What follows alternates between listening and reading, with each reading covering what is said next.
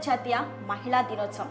అయితే మహిళా దినోత్సవం సందర్భంగా ఒక స్పెషల్ గెస్ట్ మనతో ఉన్నారు. మహిళా స్టేషన్ ఏసీపీ లతకుమారి గారు మనతో ఉన్నారు. మేడంతో మాట్లాడి కొన్ని విషయాలు తెలుసుకుందాం. నమస్తే మేడం. నమస్తే. ముందుగా మీకు మహిళా దినోత్సవం శుభాకాంక్షలు మేడం. థ్యాంక్ యూ అమ్మా. Happy women's day. Thank you. నాకైతే చాలా ప్రౌడ్గా ఉంది మేడం. ఎందుకంటే చాలామంది పోలీస్ ఏంటంటే డిపార్ట్మెంట్లోకి రావటానికి లేడీస్ కొంచెం జరుగుతారు మేడం, వెనకడుగేస్తారు. ఎందువల్ల అంటారు మేడం? అంటే యాక్చువల్గా మహిళలు అయితే ఫ్యామిలీని ఉద్యోగాన్ని రెండింటిని కూడా కోఆర్డినేషన్ చేసుకొని చేసేటటువంటి జాబ్స్ అయితే బాగుంటుంది అనుకుంటారు. అలాంటి దీంట్లోనే మన పోలీస్ డిపార్ట్మెంట్ కూడా ఉంది. అంటే అపోహ ఉంది, బట్ ఏంటంటే ఈ డిపార్ట్మెంట్లోకి వచ్చిన తర్వాత మన సుపీరియర్ ఆఫీసర్స్ అందరూ కూడా మనకి సపోర్ట్ చేస్తారు. సో మనకి ఏమి ఇబ్బంది లేకుండానే మన ఫ్యామిలీని మేనేజ్ చేస్తూ జాబ్ని కూడా చేయొచ్చు. మేడం ఇంకోటి ఏంటంటే, మీరు ఈ డ్రెస్ వేయటానికి మీ వెనకమాల ఎవరైనా సపోర్ట్ చేశారా, లేకపోతే మీరు ఇంట్రెస్ట్ వల్ల మీరు ఇలా వచ్చారా మేడం?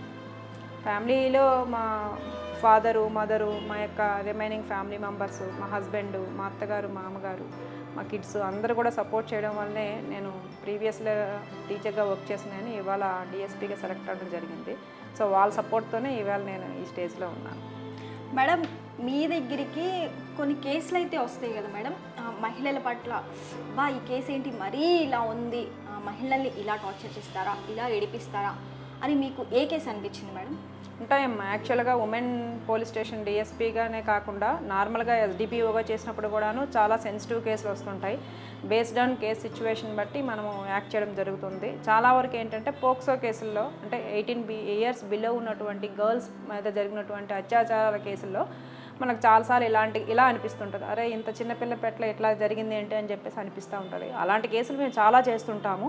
సో ఇక్కడికి వచ్చిన తర్వాత కూడాను మేము చిన్న పిల్లల మీద జరిగినటువంటి అఘాయిత్యాలకు సంబంధించి పేరెంట్స్ కంప్లైంట్స్ అయినా, లేదంటే ఆ పాప ఇచ్చినటువంటి కంప్లైంట్ మీద కేసు రిజిస్టర్ చేస్తాము.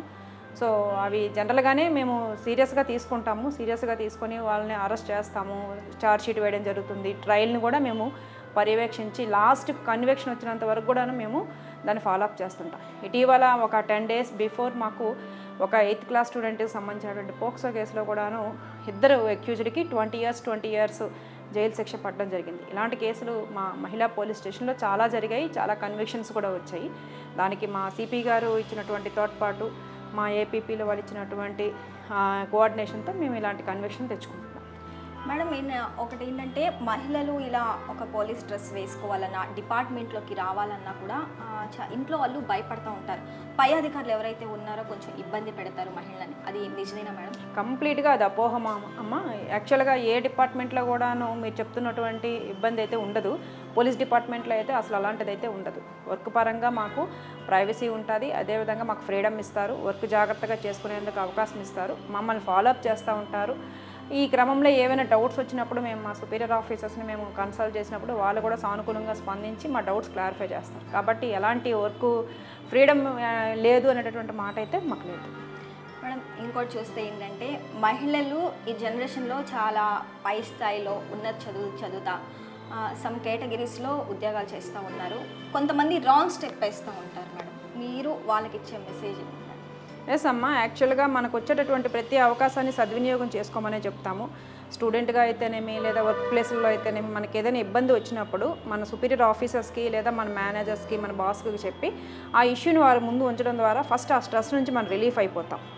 ఒకవేళ తెలిసి తెలియని వయసులో ఎవరైనా సరే ఇష్యూస్లో ఇరుక్కుంటున్నప్పుడు వాళ్ళకి వెంటనే పోలీస్ స్టేషన్ తరపు నుంచి మేము సపోర్ట్ ఇస్తాం.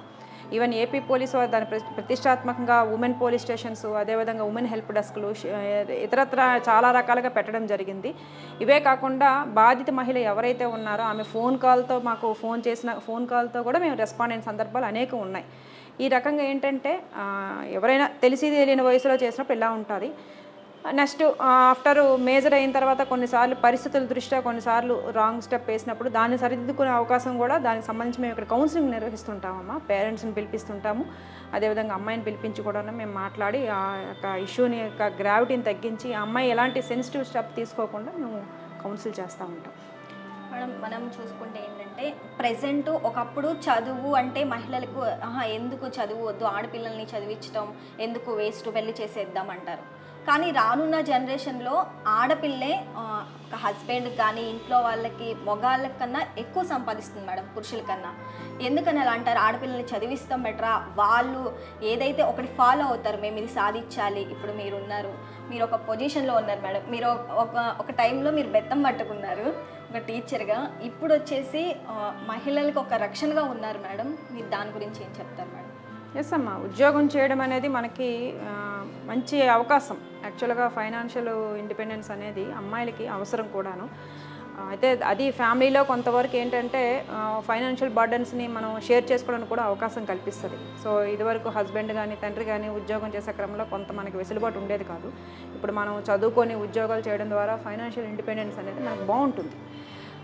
మీరు తర్వాత అడిగినటువంటి దానికి సంబంధించి ఇదివరకు పనిచేసినటువంటి టీచర్కి ఇప్పటికి సంబంధించి చాలా వేరియేషన్ ఉంటుంది. అప్పుడు ఏంటంటే మనకి స్టూడెంట్స్ అనేవాళ్ళు ఇన్నోసెంట్ మైండ్స్, వాళ్ళతో డీల్ చేయడం ఈజీగా ఉంటుంది. అండ్ ఒక ఆస్పెక్ట్స్లోనే వాళ్ళతో మనకి కోఆర్డినేషన్ ఉంటుంది. సో స్కూల్లో వాళ్ళకి పాఠాలు చెప్పి వాళ్ళకి జాగ్రత్తగా విద్యాబుద్ధులు నేర్పిస్తే సరిపోతుంది. ఇక్కడికి వచ్చేటప్పటికి ఏంటంటే మనకు వచ్చేటటువంటి కంప్లైంట్స్ చిన్నపిల్లల నుంచి వయోవృద్ధుల వరకు రకరకాల సమస్యలతో రకరకాల విధాలుగా వస్తూ ఉంటారు. సో ఆ జాబ్కి ఈ జాబ్కి సంబంధం లేదు. బట్ ఏంటంటే రెండు జాబులు కూడా సాటిస్ఫాక్షన్గానే ఉంటాయి. మేడం, మీ విషయానికి వస్తే మీరు అటు డ్యూటీని ఎలా మేనేజ్ చేస్తారు, అలాగే ఫ్యామిలీని ఎలా మేనేజ్ చేస్తారు మేడం? ఎస్ అమ్మా, ఫ్యామిలీ సపోర్ట్ ఉందని ఇందాకే చెప్పాను. మా హస్బెండ్ సపోర్ట్ చేస్తున్నారు కాబట్టి డ్యూటీని ఈజీగా చేయగలుగుతున్నాము. మీరు ఎప్పుడైనా ఫ్యామిలీని మిస్ అయినా అలాంటి ఫీలింగ్ ఏమైనా వచ్చింది? లేదమ్మా. సో మేనేజ్ చేసుకుంటున్నాం కాబట్టి ఎప్పుడు కూడా ఫ్యామిలీని మిస్ అయినటువంటి సందర్భం ఏమీ మాకు రావట్లేదు. సో బోత్ నేను మా హస్బెండ్ గారు కూడా ఇద్దరు కిడ్స్ని జాగ్రత్తగా మేనేజ్ చేసుకుంటున్నాం కాబట్టి ఇవాళ నేను ఉద్యోగం ఇంత హ్యాపీగా చేసుకోగలుగుతున్నాను. దీనికి మా సుపీరియర్ ఆఫీసర్స్ కూడాను ఎప్పుడైనా లీవ్స్ కావాలన్నా లేదైనా ఏమైనా పర్మిషన్స్ కావాలన్నా వాళ్ళు వెంటనే ఇస్తారు. కాబట్టి ఫ్యామిలీని కానీ ఫ్యామిలీ ఫంక్షన్స్ని కానీ మేము ఎప్పుడు కూడా మిస్ అయిన సందర్భం అయితే లేదు. మేడం, ఇంకోటి ఏంటంటే మీ లైఫ్లో ఒక బెస్ట్ థింగ్ ఒకటి జరిగింది మేడం. ఇన్వెస్టిగేషన్గా ఒక అవార్డు అయితే మీకు వచ్చింది మేడం. దాని ఫీలింగ్ ఏంటి మేడం? యాక్చువల్గా అది మాకు కాకినాడ జిల్లాలో ఉండేటప్పుడు పత్తిపాడు పోలీస్ స్టేషన్లో బ్యాంక్ రాబరీ, ఎస్బీఐ బ్యాంక్ రాబరీలో వచ్చింది మేడం.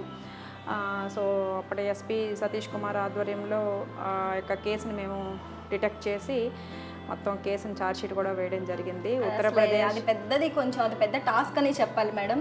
మీరు హ్యాండిల్ చేసిన తీరు అదంతా ఒక ప్రమోషన్ కూడా వచ్చిందని విన్నాం మేడం. అది నేను ఒక్కదాన్ని చేయలేదమ్మా. నేను నా సుపీరియర్ ఆఫీసర్స్, నా కింద ఉన్నటువంటి మా inspectors, SIs, remaining staff, technical team, CCTNS వాళ్ళు అందరూ కలిపి చేసినటువంటి టాస్క్ అది. సో దానికి సంబంధించి అయితే మ్యాక్సిమం క్రెడిట్ మా ఎస్పీ సతీష్ కుమార్ సార్కే చెందుతుంది.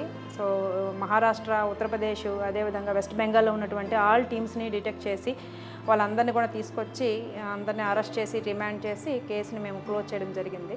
సో బెస్ట్ కేసు అమ్మా ఇది. దానికి సంబంధించి 2024 థర్డ్ దీంట్లో మాకు డీజీపీ గారి నుంచి మేము ఏబిసిడి అవార్డు తీసుకోవడం జరిగింది. మేడం, ఇంకోటి ఏంటంటే మీరు పోలవరంలో 2.5 years వర్క్ చేశారు మేడం. అదేంటంటే ఆ గ్రామాలు కొంచెం అదేమంటారు, బడుగు బలహీన అయి ఉంటాయి, గిరిజనులకి సంబంధించి వాళ్ళకి మనం చెప్పేది కానీ కొంచెం అర్థం అవ్వదు మేడం.